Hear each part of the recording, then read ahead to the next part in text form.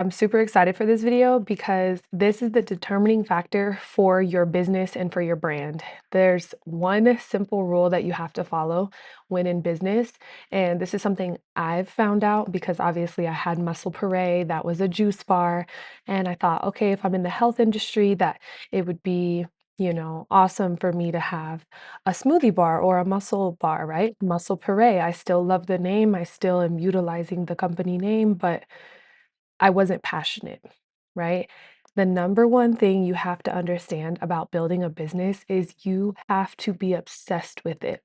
I was watching some videos yesterday, doing some research. I always take tons of notes, you guys. Before I make videos, I watch videos. I learn, I do research, I'll read books about the topic. I'm not just telling you what I think, I'm telling you what I've learned through other people who have learned through other people. The best way to figure out any solution is to do research.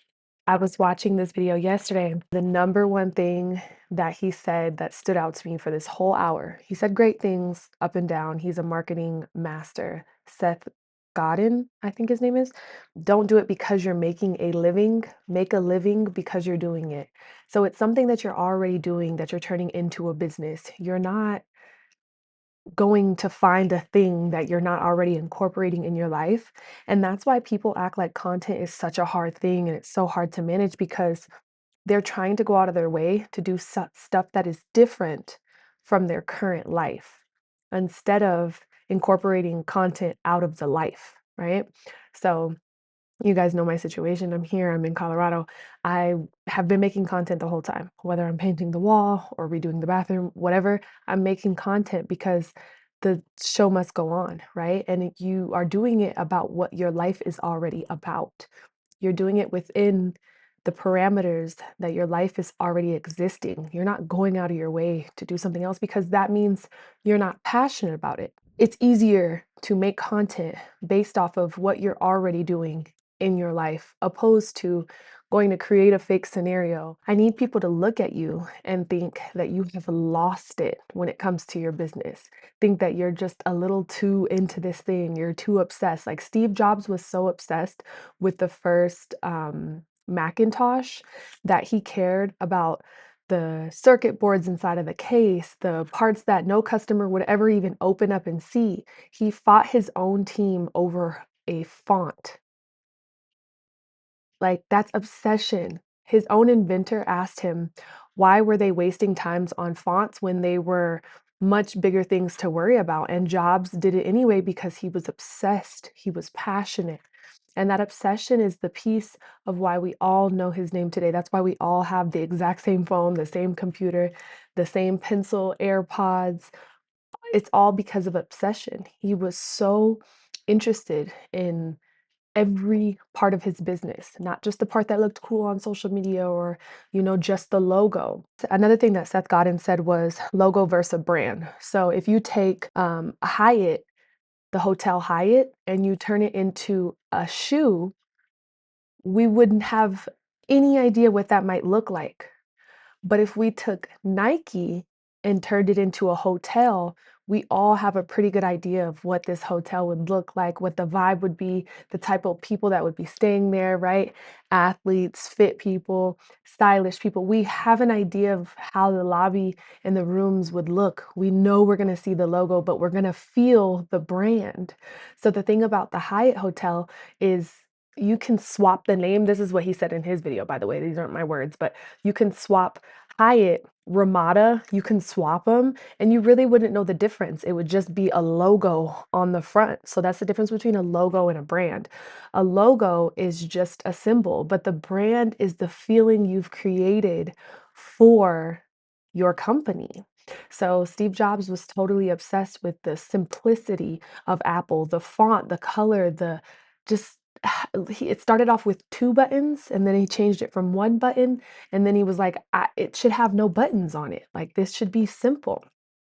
So people should look at you and be like, okay, this person is clearly into what they're doing. They're obsessed.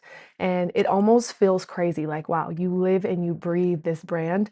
That's when you know you should start a brand because otherwise you're just going to be floating above water. Now, granted, Hyatt is a successful brand because Obviously, we know of the Hyatt. We've probably all stayed at a Hyatt once or twice, right? Is it our preference? Probably not, but we've stayed there. Something like the Intercontinental, that's an experience that you don't really forget. When you go to Italy, you want to book Intercontinental. You don't want to book Hyatt. It's just a different experience. You want to remember how it felt. You don't just want to stay somewhere that has a room and a door and three outlets in Seth's words. So, love the difference between brand and logo. That's very important. But again, here the idea is obsession, it is passion. If nobody in your life is a little worried about how much you care about your brand, then you're not deep in enough yet, in my opinion. The women who breaks through are the ones who study their niche, taking tons and tons of notes on different topics, different things, but study your niche, okay? Like it's a job. That's an option. That's an option of how you spend your time. You could be scrolling and watching TV and doing nothing, or you can be genuinely studying and becoming a master in your field, whatever it is you specialize in, all the way down to nails, down to hair. If you make teapots, if you have your own water brand, it doesn't matter, but you need to know the information that would set you apart. A lot of people don't do research. They just slap their logo on a t-shirt and call it a brand. That's not a brand. A brand is the connection you've made and the history that you've learned and the time that you've put in.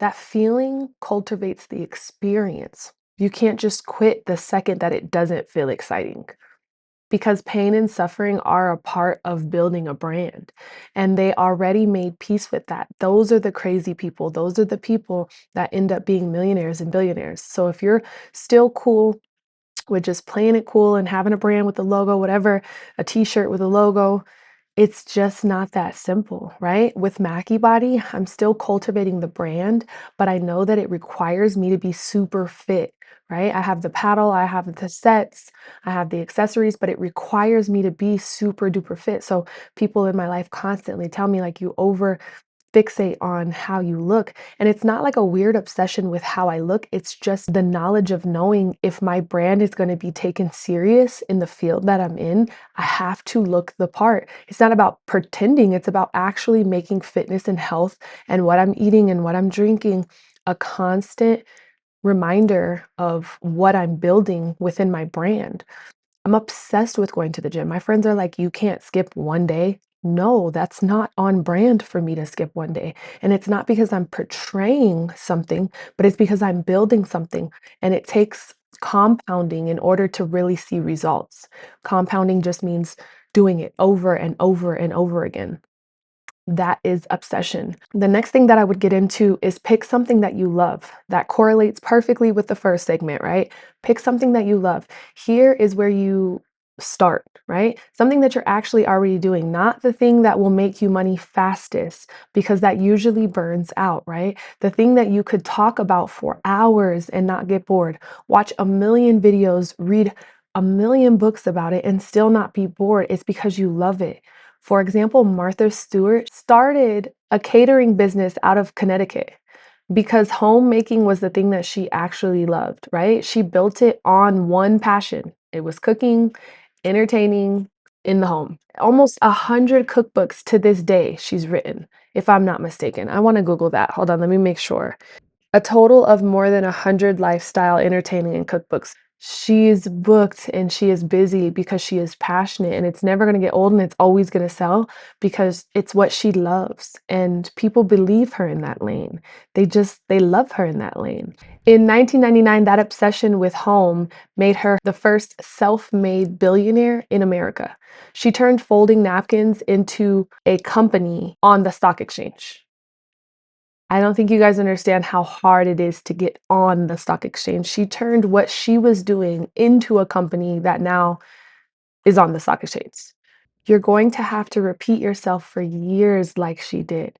If you do not love it, you will quit. And then you will have to start over and put those same hours into another brand and then another brand.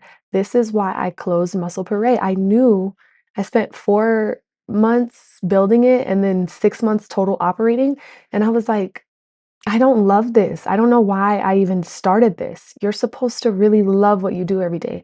I never had intentions on going to a place and selling smoothies every single day. Like, I have no love in the kitchen. I shouldn't even be behind a blender. That's not my passion. That doesn't excite me. I just love the health and wellness industry. So I thought, maybe start here, build this one, and then it could turn into a franchise. Like, sometimes when we're young, we're super eager to just start something, but that's how you learn. You start and you fail. But the best thing, if I could give you a quick shortcut, it would be to only do things that you love and are passionate about and that you could do a million times and put a million reps into, because that's the only way you're going to be successful in that field. If you're not passionate, everyone can feel it, everyone can tell. The magic is in the compounding. Stack, stack, stack. You have to love it. So you study it, you get better, you stay, and then you become a millionaire. It really does work that way. But you can't stop because it doesn't work the first year or the second year or the third year. You love it so much that it doesn't matter. Again, I'm going to say the quote, don't do it because you're making a living, make a living because you're doing it. Just please remember that. The third segment, I would say, stop chasing followers and likes. It does not validate your hard work. Stop focusing on followers, stop focusing on the likes. Ask a better question. How do you make this the best? That's the best question you can ask yourself. Your job is to be the best in your space. Ignore what your in audience says that they want. They don't know what they want, because if they did know what they wanted, they wouldn't be in front of you. If they already knew what they wanted and they already had all of the plans laid out, they wouldn't be there in front of you. So you have to ignore what they say they want. They only know what came before you. I learned this from Seth Godin.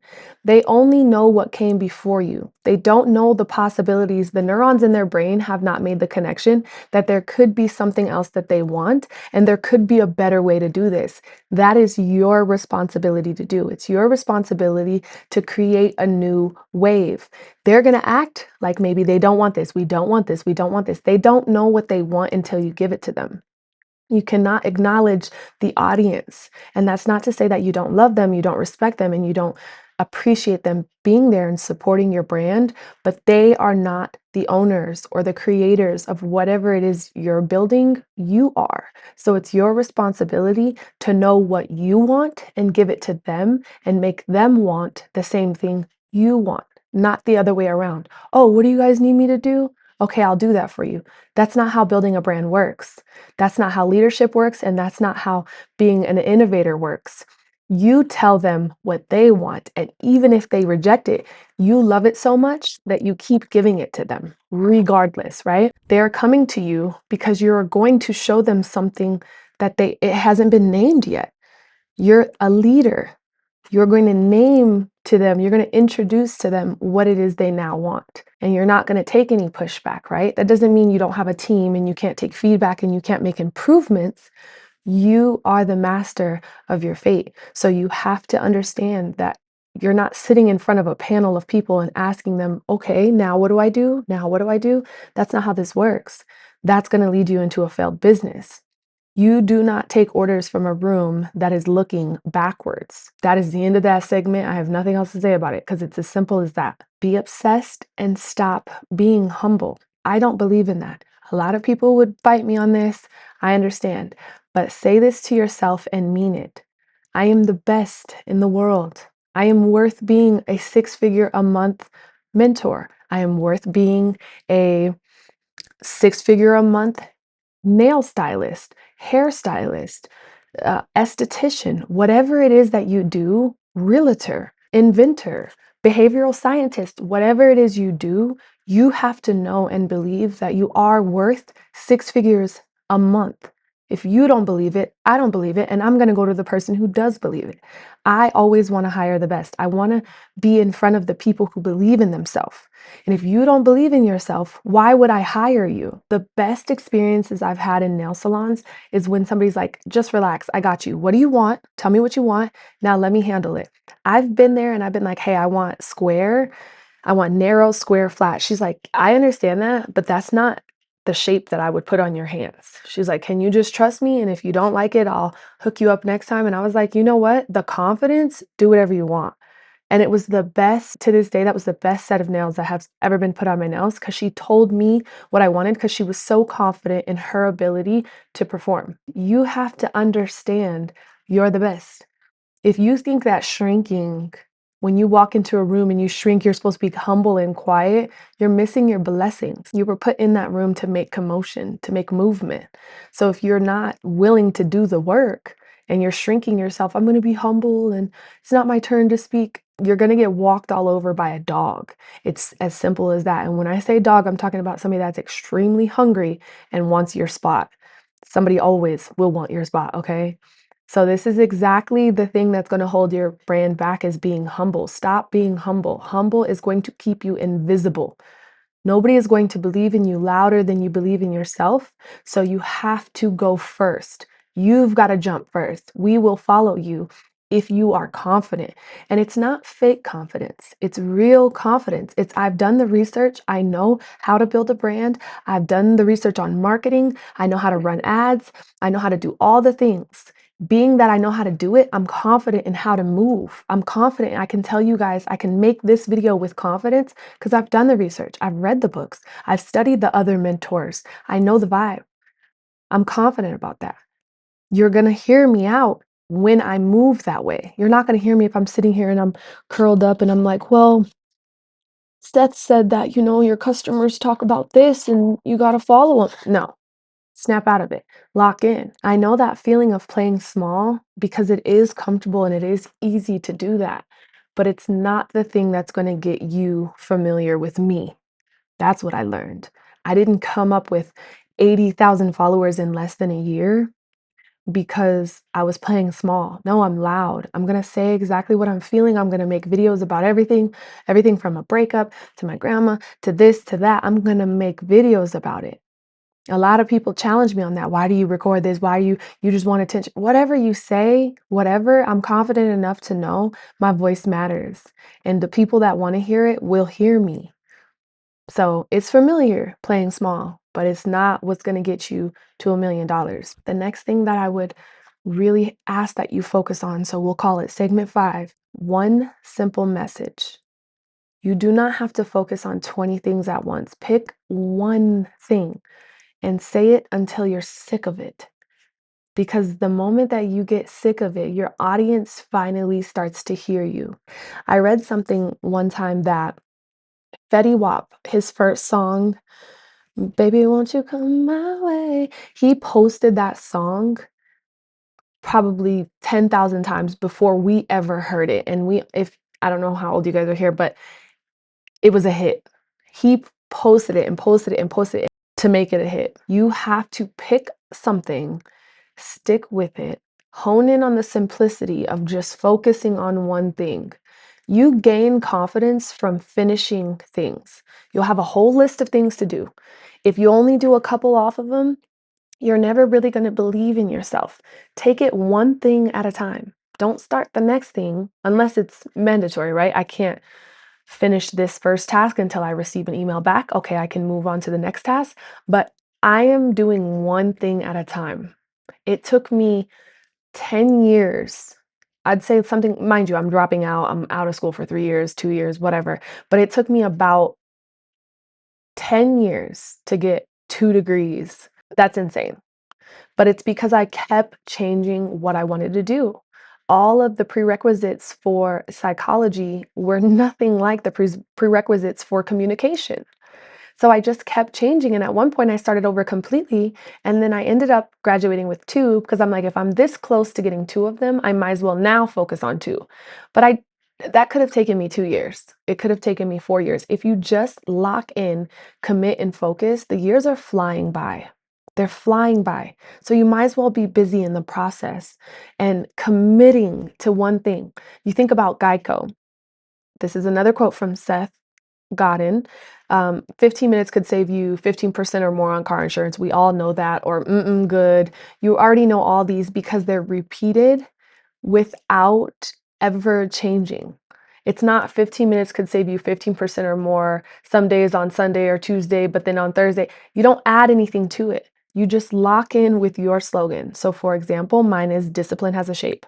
That goes for Mackie Body, that goes for women that push, it goes for anything. If you want to be perceived in anything, discipline has a shape. We can look at a banker and tell how disciplined they are in their life. It doesn't mean they aren't smart.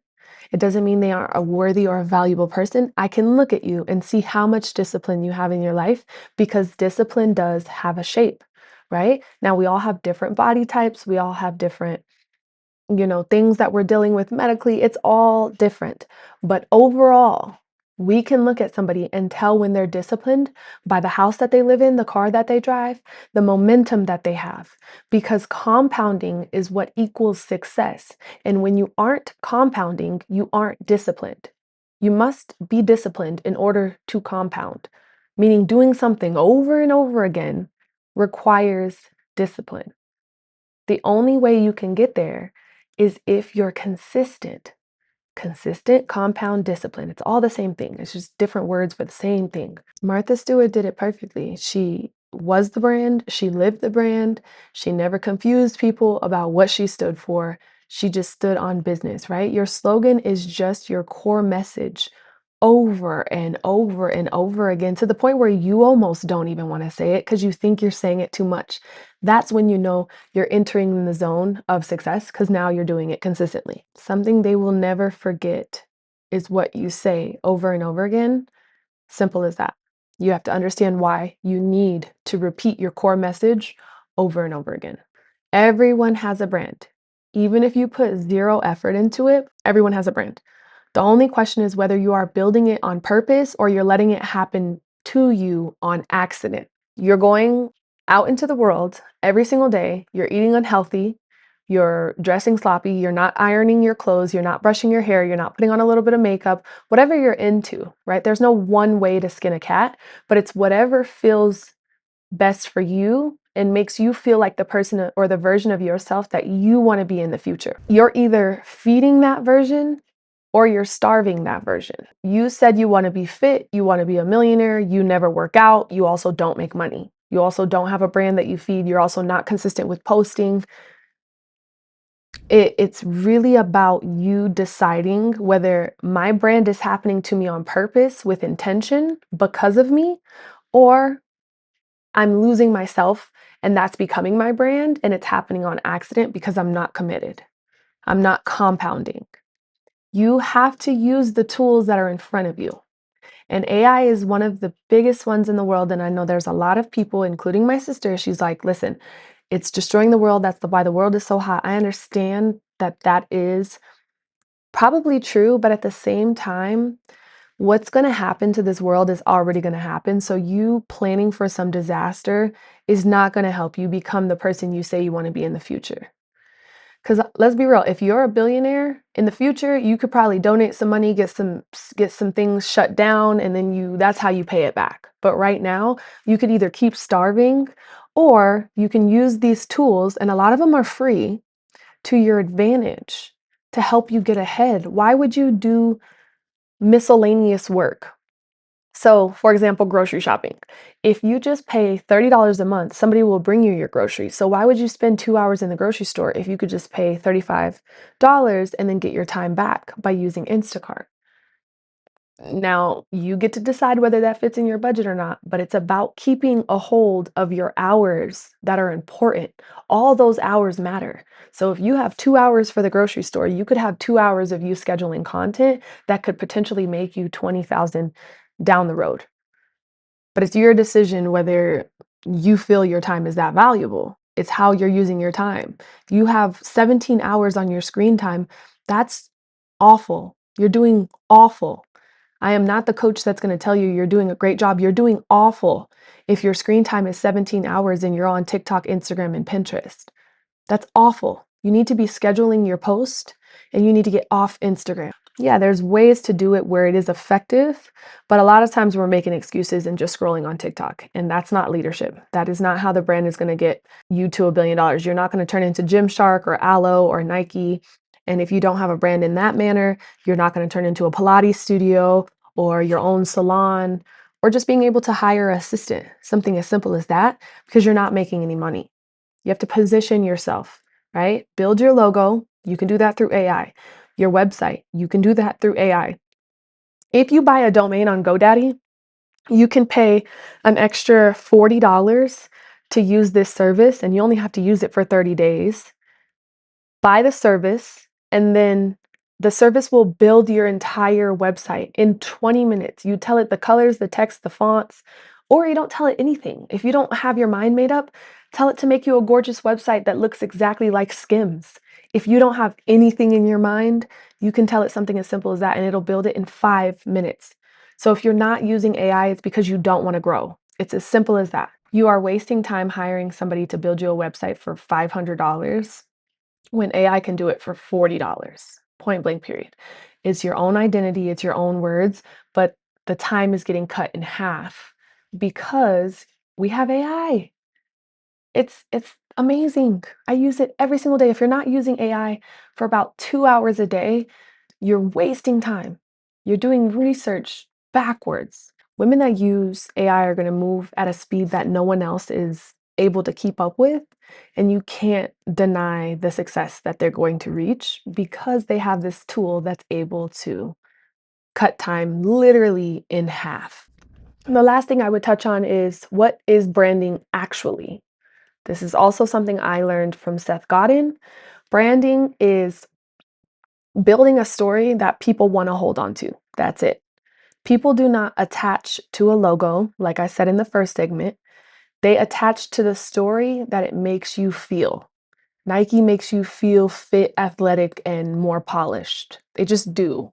It's a natural association after years of compounding the same message into our head. Just do it, right?